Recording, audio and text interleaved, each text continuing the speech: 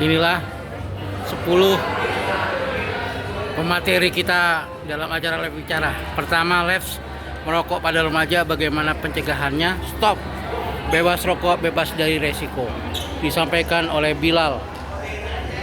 Lalu yang kedua, transgender dalam dunia olahraga, adilkah, disampaikan oleh Anindya Nisrina Maira. Di sini ada partisipasi atlet transgender memicu banyak kontroversi. Nah, ini lalu grit sebagai kunci untuk menjadi pemuda juara. Genius is 1% inspiration and 99% inspiration. Tom Alva Edison.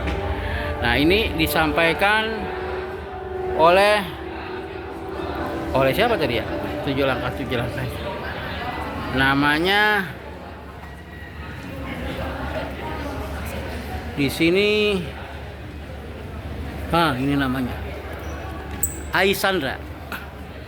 Terus yang ketiga, menghirup udara sehat Jakarta, yuk naik transportasi umum ramah lingkungan, disampaikan oleh Malika Anindya Pratiwi. Transportasi diciptakan untuk memudahkan aktivitas manusia dan perpindahan tempat. Sebagian besar masyarakat lebih memilih transportasi pribadi karena fleksibel dan menawarkan privasi dibandingkan transportasi umum. Namun, penggunaan transportasi pribadi yang berlebihan meningkatkan kepadatan lalu lintas. Oleh karena itu, ada pilihan transportasi umum yang disediakan pemerintah dan dapat digunakan oleh semua masyarakat.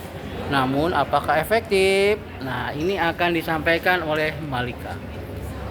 Lalu tenun NTT dan remaja, kuno nggak sih? Yuk kita bahas, disampaikan oleh Nargis Katun.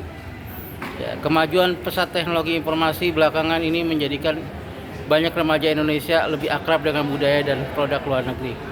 Di bidang fashion misalnya, banyak yang terpesona dengan brand luar ketimbang fashion berbahan kain tradisional Indonesia atau biasa disebut wastra Nusantara. Akibatnya, warta seperti tenun Nusantara, Nusa Tenggara Timur, salah satu ikon tenun Indonesia, seperti kian terpinggirkan dari benak remaja. Apa itu tenun NTT? Apa bedanya dengan wastra Nusantara lainnya? Yuk kita cari jawabannya di live bicara hari ini di Auditorium Live School, hari Rabu 14 Agustus 2024 pukul 10 sampai 12, disampaikan oleh Nargis Katun. Nah, berikutnya adalah wibu.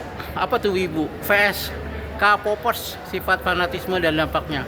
Apa itu fanatisme? Sifat fanatisme merupakan kata yang berasal dari bahasa Latin fanaticus, yang berarti amarah atau gangguan jiwa. Hal tersebut merupakan gambaran bahwa amarah yang terdapat pada seorang fanatisme merupakan luapan karena tidak memiliki paham atau jalan pikiran yang sama dengan orang-orang lain. Nah, seorang fanatisme tidak akan bisa mengubah pola pikir dan tidak akan mengubah haluannya. Winston Churchill. Nah, apa itu wibu dan K-popers? Wibu adalah istilah yang digunakan untuk sebutan sebuah komunitas penyuka anime dan manga. Arti wibu yang sebenarnya bukan sekedar penyuka anime dan manga, melainkan seseorang yang memiliki rasa suka yang amat sangat pada budaya Jepang, bahkan sampai bisa disebut sebagai obsesi. Sedangkan K-popers digunakan untuk menangani komunitas penyuka musik K-pop. Ya, ini tapi apa hubungannya sifat fanatisme ini dengan wibu dan K-popers?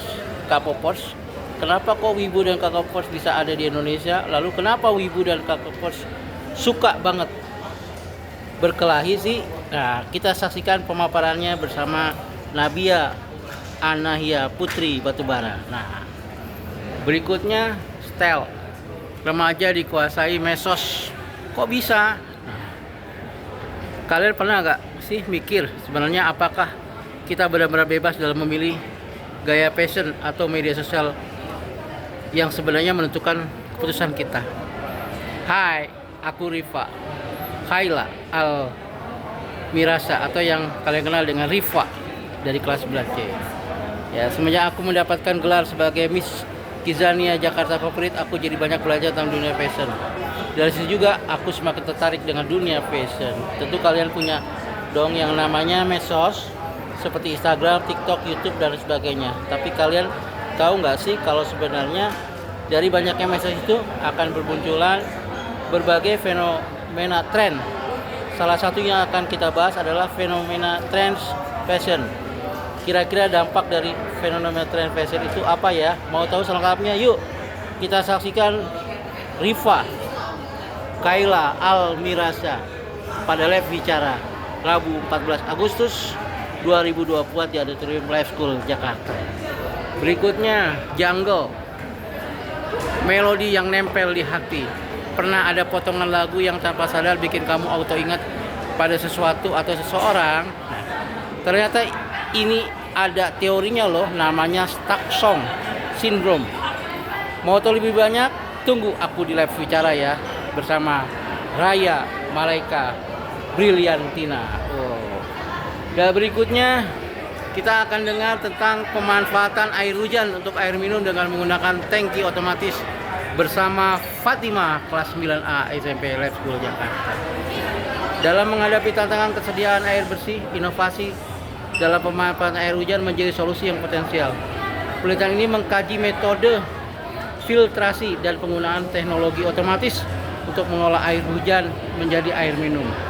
Teknologi yang digunakan mencakup sensor hujan, sensor ultrasonik, dan mikrokontrol ESP32 untuk memastikan efektivitas dan efisien sistem. Keren nih rancangannya ya.